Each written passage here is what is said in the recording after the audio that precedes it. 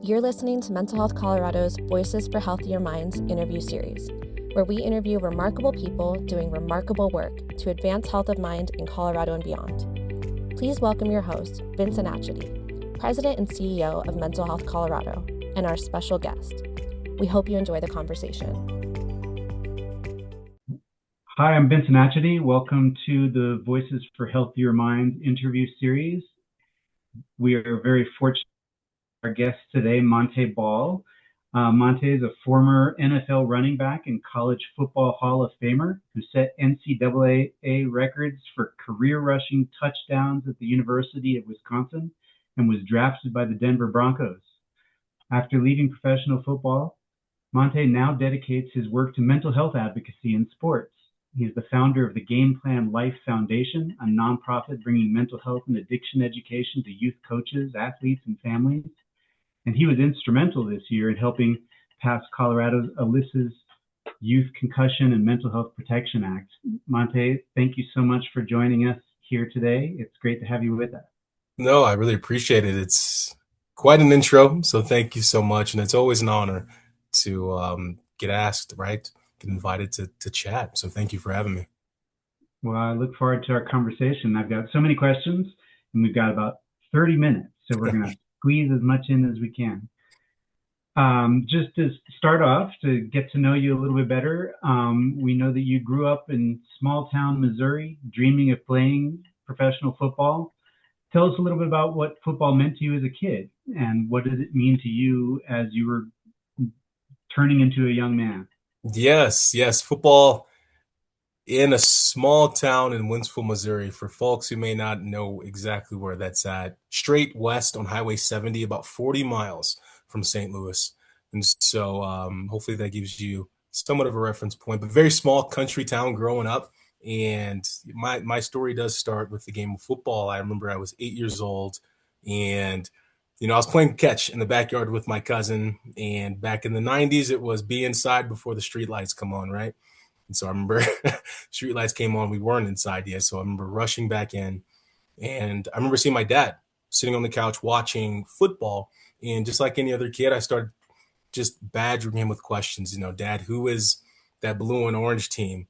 Who are these players, right? Why is there a horse on the side of their helmets? Who are those zebra printed guys, and what are they doing with those yellow towels? So I remember just asking him so many questions, and of course he was just answering them. That's the Denver Broncos. That's Sean Elway, that's Terrell Davis, those are the referees, those are the flags. And so I'll never forget that moment, because I remember my dad's face lighting up, starting to see me fall in love and become interested with the game. And once that game ended, I remember I looked at my dad and I said, you know what, Dad, I want to be a running back for the Denver Broncos. That's what I want to do. And he jumped up. He was running around the house trying to find my mom. And he literally said, all right, we got to get you into football. And before I knew it, Vincent, man, I was literally fast forward to my first ever fully padded practice, and I was ready to quit. I actually tried to quit, my first ever practice because my eyes were burning from the sweat. But again, before I get too long-winded here, it started in Winsville, Missouri. My love, my passion for that sport. And not just football, but specifically the Broncos. Yes, grew up a Broncos fan my entire life. My room was blue and orange before as I actually left for college, literally from the age of 8 to 18, 17.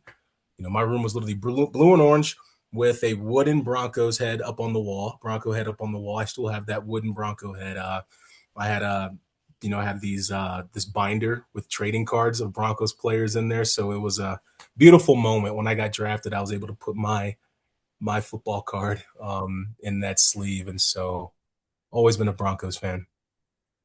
That's great. What a great story. So then you went on to the University of Wisconsin, and you were setting records and Heisman Trophy finalist, as I understand it. That's right. And so from the outside, everything looking amazing. What was going on inside? Yeah, I mean, it's crazy how it all came about. It's in high school, I finally started to realize, I would say my junior year in high school. So this would have been 2007, 2008. era, and I remember I started perform very well in the field, and so as a family, we developed this plan where it was, if you are able to continue, to keep your grades up, to be the good kid that you are, of course, go on to play college football. Wherever you decide to go, we will, sell our home. We will, tell our family we're taking off. And my nuclear family, they did. Once I signed my letter of intent to be a Badger, they moved up to Madison, Wisconsin, my freshman year in college. And, I had that support behind the stadium all 4 years that I was there. And so to your point, everything was going well, until of course it wasn't. But for myself, what I was presenting to everyone was that I'm okay. I'm still performing extremely well in the field, so there's nothing to worry about. Um, and obviously, there were some things that I was struggling with. But before we even get to that point, just want to share, Vincent, a dream come true, right? Playing at the University of Wisconsin, Madison, a beautiful town. It's an isthmus, so there's a lake on each side of it. Whenever the offer came in, I remember opening it up and then, of course, Googling Madison, Wisconsin, not even understanding that there's water there. I was like, I don't want to go somewhere that's just cows, cheese, and grass, which is actually where I come from in the country. And so once I was able to figure out, what it looks like, the players, the history, and of course, taking my official visit there and watching them play against Ohio State in a night game, I was sold. I was like, I'm ready to sign, ready to be a Badger. That's great. I've only been in the wintertime. And it was Woo. quite Ah, a couple of days. Yeah. yeah, it gets very, very cold. They're very beautiful in the summer. Yeah. So when did you first recognize that everything wasn't as perfect as it was looking Yeah. on the outside? Yeah. And I love how we are kind of transitioning into this point now because this is how it happened. It happened pretty quickly. And we do see that all the time with athletes and people who aren't athletes. It can spiral pretty quickly. And so for me, I sort of planted those seeds in high school, right? Really good kid. I've always been a good kid, straight and narrow, understanding that I have to, of course, continue to do what I'm doing to go to the next level, of course, to get to the NFL. So I had to walk the straight and narrow, and I wanted to. And so, but of course, there were moments in high school where I experimented a little bit with alcohol. That peer pressure got me. Seeing some of the guys, after practice or after games, kind of talking and chatting, and I felt that FOMO, right? That fear of missing out, which pulled me in that direction to check out what they're talking about. Well, long story short, experimented a little bit in high school. And so I mentioned that because it sort of planted those seeds of, ooh, there's something out there that sort of takes away the aches and pains. It allows for me to feel a little bit more loose. It makes me feel a little better. So I thought, of course, right? That's how it tricks you, as we all know. But at the impressionable stage of my life, I was like, okay, I know that's out there for me. Well, fast forward to college, of course, ratcheting up the pressures, right? You're playing on a bigger stage. You're playing for a university D1 school, right? In the Big Ten, it's big time football, right? In front of 90,000 people in person, not counting those that are watching on television. And so the societal and familial pressures were ratcheting up. And so, of course, what did I go back to, right? I felt as if there was something out there for me. And so once I started to develop that relationship with the bottle, I would say it really accelerated, really took off in 2011. Something about my junior year in college, which was actually my best year on the football field, the year I was actually up for the Heisman, the year we landed Russell Wilson from NC State, but it was also the worst year that I had up until this point off the field. I was struggling mentally with my love for the game, right? If this is something I want to continue to do, my body was hurting, my brain was tired, just a bunch of that stuff. Trying to just work through that at the age of what 20, trying to figure out if this is something I want to continue to do. But again, it was that I'm still performing so well, accomplishing my dreams, winning championships, winning games. So yeah, this is what I'm supposed to be doing. And so the bottle was there for me, unfortunately, and I developed a strong relationship with it. So somewhere or other, you suggested that the culture around football doesn't really leave space for players to speak openly about mental health struggles, and that it was natural to be fearful of losing your position and being seen as Mm. problematic or something. How pervasive is that culture? Is that unique to football, or is that a more widespread thing across the athletic world, do you Great think? question. I think it's pretty straightforward. I think it's pretty widespread. And then, of course, the intersectionality of it being a sport and this sport being, 99.9999999% men, right? It's again the intersectionality of the patriarchy within our culture, the men culture. We do not speak of this, and then you pour the game of football on top of that. Again, it was just so many layers that were and unfortunately currently are right, just upholding that stigma, which is creating a barrier for people to ask for help or feel comfortable asking for help. And so for me, that's exactly, Vincent, what happened, where it's what I'm seeing is I'm performing well, I'm playing well, my family's happy, my teammates are happy, my coaches are happy. This is how people identify, you know, this is my identity, right? Montee Ball, the football player. This is how people talk to me.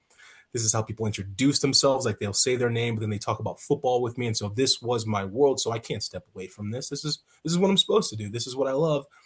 And so I continue to keep quiet and would not speak out or share what I was dealing with, even at times when coaches would pull me to the side and ask me about my drinking because they could smell it on me during practice. Well, to your point, Vincent, I didn't feel as if like the anonymity would have been provided, right? Because they got to keep their job. If I'm out there making mistakes on the field, the running backs coach, of course, is going to have to tell the head coach, like, look, this guy is X, Y, and Z. And so I just felt as if that would not have been provided for me. So I kept quiet. I kept Mm, quiet. And, I almost, in hindsight, I almost wish that there were some red flags, more red flags maybe early on in college. So I could have done that self diagnostic check, right? Like, wait a second. I'm not just doing what everybody else is doing. This is impacting me way differently than everybody else. And so I know we'll get into it obviously later in our conversation, but that was pivotal. That is a moment in my life that sparked my passion for what I've started and what I've been doing today. yeah, the red flag, your former teammate Brady Ewan said he'd never noticed a red flag. What would it have taken for someone to Mm. notice something and see what was happening with you, do you Yeah, think? yeah, great question. It's such an unfortunate situation where, I'm one out of millions and millions that deal with it, dealt with it. Um, where of course you're wearing that mask so well, right? Where everything is going, you're presenting as if everything is going so well. And we see this all the time, unfortunately, with those in the high performing roles, right? The dentists, pilots, the athletes, the entertainers, etc., where we wear that mask so well, showing people that everything is going well. We're great. We're smiling. We're showing up on time, but it could be one camel straw away, right? From just, you know, going in the other direction. And so it was just a time where I was doing a great job at telling the guys around me that everything's fine, everything's good. I even remember Brady pulling me to the side and asking me about my drinking, how am I doing? And I'm doing well, Brady. I'm doing just fine. Things are going well. And it's such a beautiful story for him, by the way, too. He is now currently the director of alumni, at the Huh. University of Wisconsin-Madison, the Badgers. And so he's been awesome to you. I'll be speaking to the football team in Wisconsin on July 8th. And so he's just been a great human being. He's always been, and still to this day. But even then, back then, he was the guy that was making sure that we were doing well in between our ears. But again, it was up to me to speak on it, to say I'm struggling, but I didn't. And so he tried to, intervene at an early stage. Somewhere regarding your recovery experience, you said that you had to peel back the layers like an onion to figure out who you really were apart from football. What was that like? And what was that process like? Oh my goodness. Yeah. That was a challenging process. And so, of course I was fortunate to get drafted by my favorite team, right? And Yeah. that moment was kind of like see, mom and dad, everything's fine. I got it under control. I just accomplished my dream. I don't have a drinking problem. And it was almost like I was looking at Brady as well. See, I told you I'm fine. To the coaches, told you that things are good. I'm doing just well. And obviously saying that to myself. But obviously my quick 2 years in the NFL didn't go as planned, from injuries to spiraling, mentally because of the injuries, to what's a warrior without war, watching the team literally move on without me in live time is tough to swallow. And so, of course, fast forward past that moment when everything went crumbling down for me. Yes, I had to get into treatment. Vincent, I was, I remember seeing my mother on the floor crying, saying she doesn't know who I am. She doesn't recognize me. Same for my sisters. And with their support, I was pushed in the direction of intensive outpatient treatment. And so I just wanted to give that quick little explanation, because leading into treatment, of course, it wasn't something that I was so excited to go into. Absolutely not. You got to face the music, face my own demons. No, I don't want to do that. And so I would say it took about 3 months, 2 months into this process, finishing IOP, and then, of course, going strictly into just individual therapy, where I had to learn a lot. And I was under the impression that I was going to learn so much about alcohol, what it is, how it's, not essentially like how it's made, but what it does to the mind, maybe, or what. No, no, no, no, no. We talked, of course, a lot about my relationships with people around me, my family, my friends, and most importantly, myself. And so that was the process of peeling the layers of, like, how are people showing up in your life, and how are you showing up in their life? What is that relationship like? Why is the relationship like it is? Why is it the way that it is? How did it come about? Where do you see it going? And of course, making amends where I needed to. And so it was a beautiful process, a therapeutic one, but it was tough. I'm not going to sit here and say it was such a beautiful one, that it was a straight linear process. It wasn't. It wasn't. I was crying in there. I was struggling. I was straddling this line of, do I want to go back into the NFL because that's my identity, that's all I know, or do I need to stay on this path and continue to heal mentally, physically, spiritually, and then, of course, be of service to those around me. And so it was a process, of course, that propelled me to where I'm at today.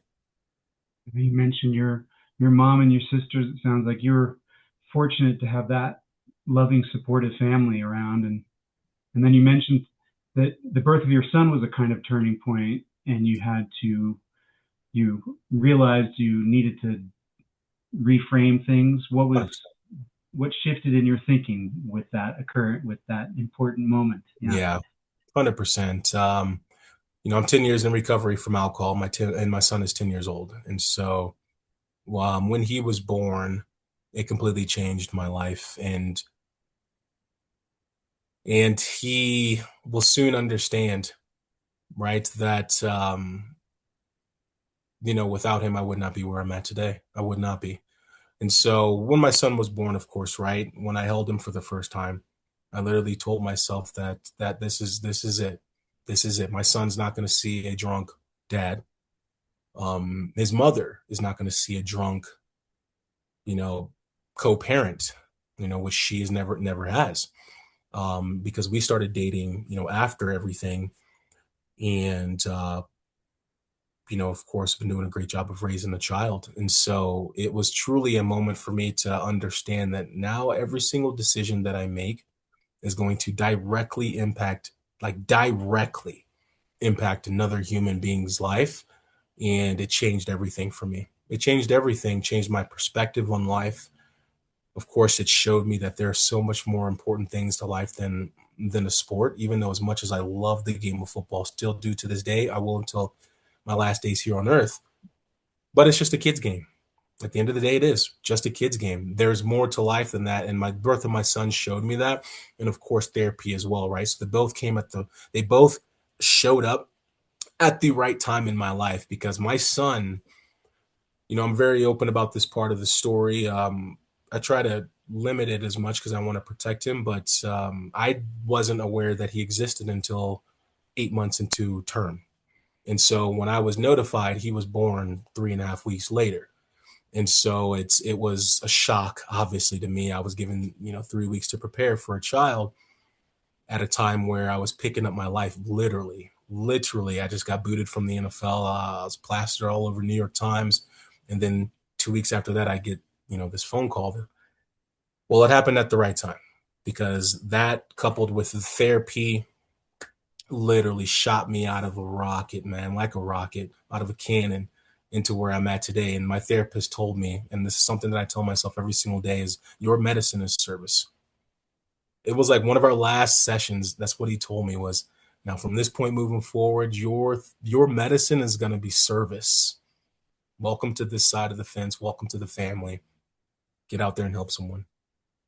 Well, I love that message about the service, and that's a good transition to ask you about Game Plan Life. And Game Plan Life is the mission, as I understand, is to make mental health a permanent, non-negotiable part of the game for athletes, coaches, families, and organizations. Why did you start with coaches specifically rather than the athletes themselves? I love that. I love that. Touched on it a little bit. So in college, my running backs coach at the time pulled me to the side and asked me about my drinking. And, I kept it close to my heart. I kept it close to my chest and didn't want to share, and told him that everything's fine. I'm doing what every other student in college is doing, partying and drinking. It's all good, coach. And then it happened again in the NFL. Different time, of course, different coach as well, but same situation.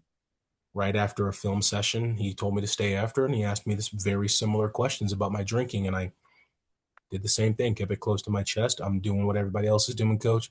I'm doing just fine. And so I wanted to start Game Plan Life Foundation because, when I think back on those moments, those two coaches did the right thing. They did. They did. They, as coaches, created a safe space for me, right, where it's just us, and they try to open up dialogue, of course, to be of support, to be of service, for someone that they could tell was struggling. They did the right thing. And so I wanted to launch Game Plan Life specifically, right, this program called Sideline Support for coaches, just so that they can continue, right, to understand that they're in the business of human development first. It's human development. You focus on that human development aspect of your coaching, and the athlete will follow. That's how it always is. Always is. And so we want for our coaches to also understand that for some athletes, maybe even more than some, they are the only trusted adult in their life. And of course, they may be the first to see a change in behavior, a change in confidence, right? With the athlete, with the human being. So many different emotional changes that they may be able to spot before mom and dad does at home, or grandma and grandpa, whomever it may be that the caregivers are. And so we just want to equip them with very practical, basic frameworks of early intervention, just so when that moment comes, they feel confident to open up dialogue, to provide that safe space for their athletes. That is exactly what we want to do. We want to utilize sport as a vehicle to pour these frameworks into our communities. And we want to do that by equipping the adults that are already around youth for so many hours per week with those tools. Yeah, I love that. The mission is human development. It's not just the athlete, but the whole team dynamic that benefits from that focus. Yeah. You said that you want more than 1,000 administrators and coaches attending your mental health seminars over the next 3 years. So what does success look like beyond those numbers? Love that question. The grand scheme of things, I think even looking outside of Game Plan Life, a success would be we have more than just 8 states that are requiring mental health, some form of mental health training for youth athletic coaches. I think right now we currently have 8, maybe 9. Obviously, we understand that there are about 41 to 42 more states that we have to get. And so in an ideal world, I want to see all 50 states, adopt this practice, adopt this law, enact this law, for our communities, for our sports teams, for our athletes, but more specifically with Game Plan Life Foundation. Ideally, of course, right? I want to be the one-stop shop for coaches, for sports leaders, for ADs, obviously for athletes, but also for the families as well, to come onto the platform, families can utilize our services to get connected with mental health first aid treatment, or training, right? Very practical tools that they can utilize. The coaches, of course, can come on to get their coach facing athlete specific, right? Mental health training for the coaches. And again, that's called sideline support, is what we call that at Game Plan Life Foundation. But yes, to talk about numbers, by the next 5 years, I hope to train, 5,000 coaches. That's my goal. It's aggressive. It is aggressive, but we're tracking. And so that's my goal, to train 5,000 coaches, whether that's in Colorado, just specifically in Colorado, or Wisconsin, Missouri, where I'm from. That's our mission. That's what I'm looking forward to accomplishing. That's great. And that'll be protective for tens of thousands of young athletes. Yeah. It is. And that's, Vincent, that's the goal. And Mental Health Colorado has been monumental in helping me with my passion, pushing me towards this, allowing for me to see, behind the curtain, right? As to like what needs to happen, where we're falling short as a society, and what needs to be created, built, implemented to help out our communities. And so again, not to beat a dead horse here, but that's the mission. We want to just equip our coaches, equip the adults that spend a lot of time around our youth already. They're already there with these practical early intervention skills. And then in 5 years, we hope to see a ripple effect throughout our communities. I've got so many more questions, and we've got only a few more minutes. We got time. Let me just get a few more in. So, yes, sir. As you just mentioned, you came alongside Mental Health Colorado and helping to champion Senate Bill 60, Alyssa's Youth Concussion and Mental Health Protection Act, which requires coaches to receive mental health education and recognize warning signs related to concussions. How did Alyssa Peterson's story connect with your own experience? Say a little bit about that. Yeah. I mean, talking to Alyssa's mother, Stella,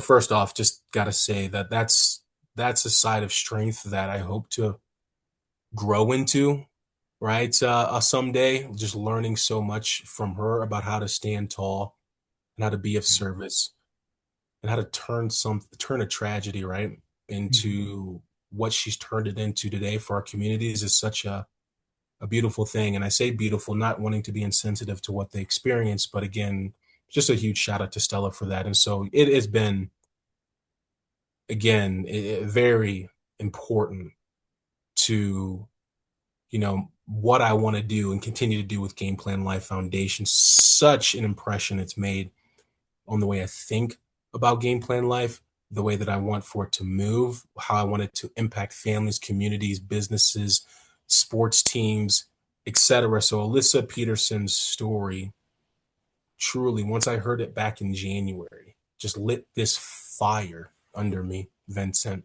It really has. If you look back to my messaging in December, maybe on social media, I knew what I wanted to do. Game Plan obviously started last year, but I was still kind of not sure after hearing her story, chatting with Stella and her family, understanding the grand scheme of things, right? From a 30,000-foot view of looking at our states, looking at Colorado. I'm like, I know exactly what I want to do now. And so this is a thank you to Stella. Thank you to Emily. A thank you to Alyssa. A thank you to Dennis, this entire family for allowing for me to be part of their work and to stand alongside of them to push for something that's going to impact in a positive way so many families. And so it means the world to me, Vincent. It really does. Pivoting in a somewhat different direction, Mental Health Colorado is very much a nonpartisan organization, and you've said that this isn't a Republican issue, this isn't a Democrat issue. We're in a pretty polarized political time. How do you keep your mental health advocacy nonpartisan, and why does that matter? Yeah, it's the way that I keep it nonpartisan. Truly, is just because it's the way, of course, with our messaging, with what, of course, we post on the websites.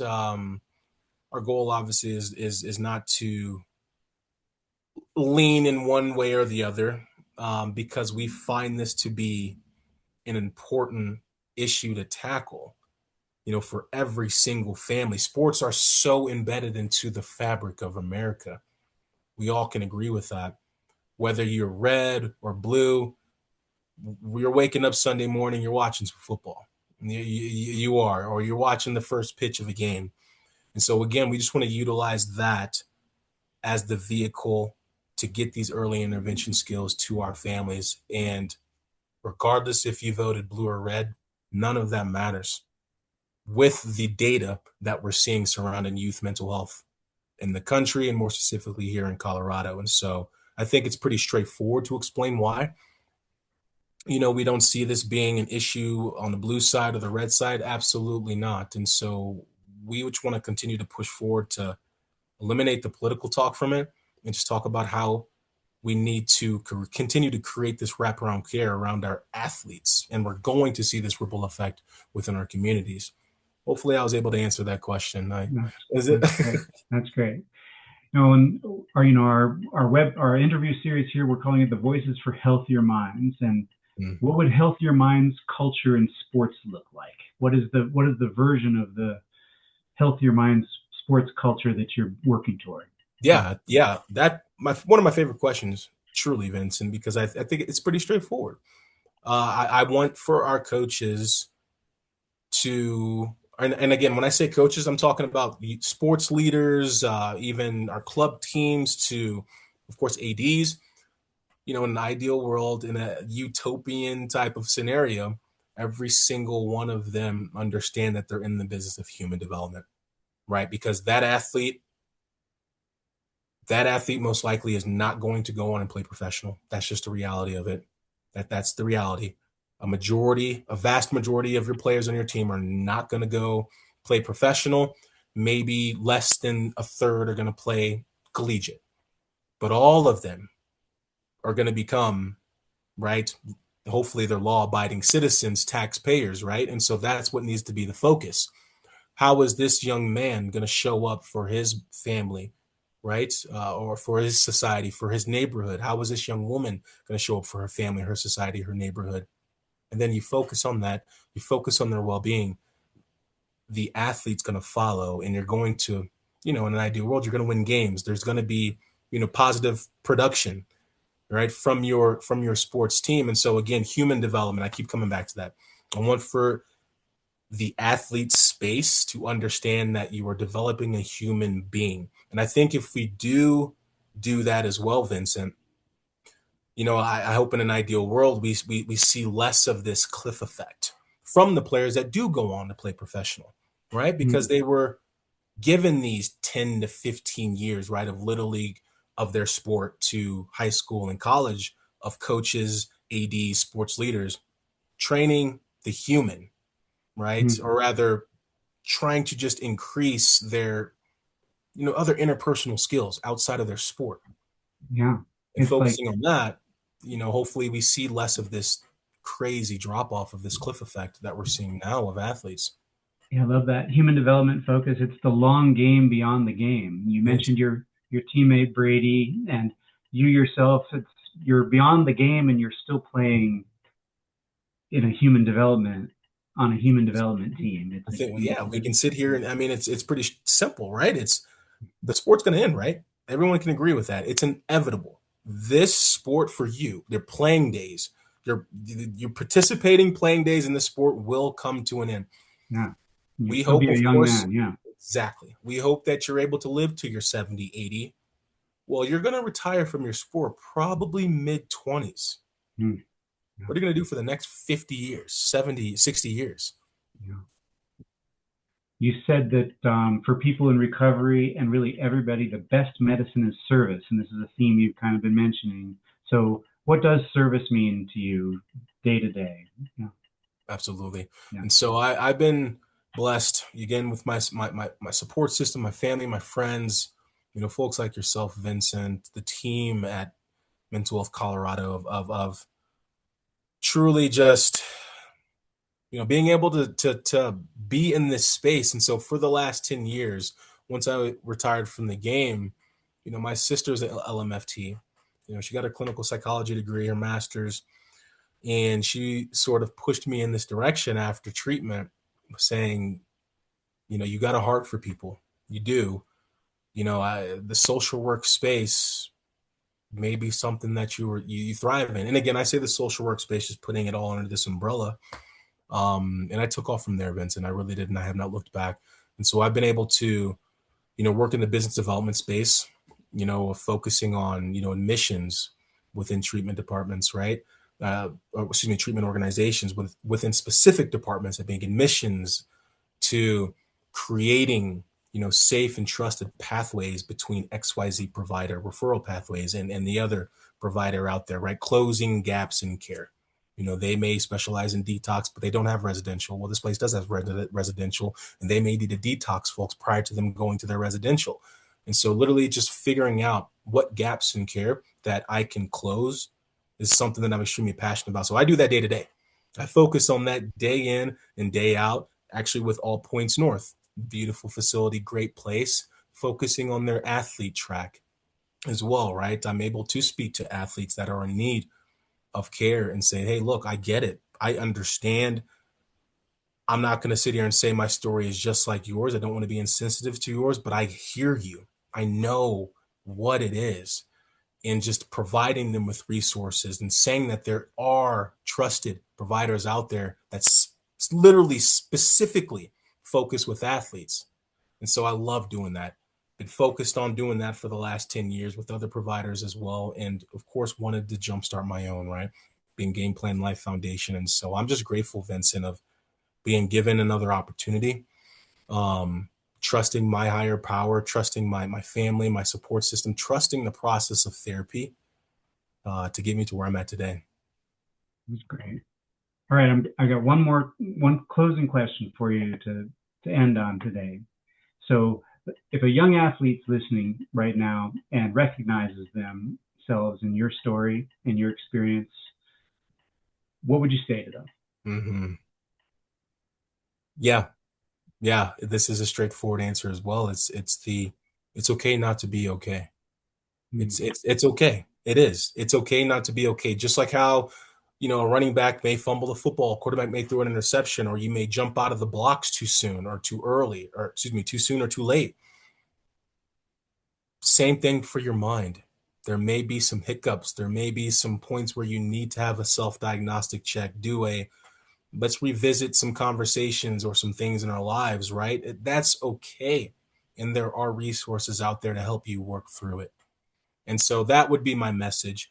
Whenever, athletes are in a space of, don't show your opponent that you're tired. Don't show your opponent that you're sweating, you're bleeding, or that you're hurt, or anything like that. And that of course can bleed over into your real life, right?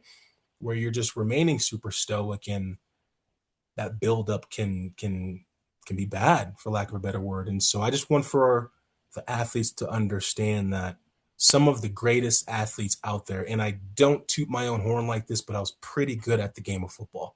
I was pretty good at it.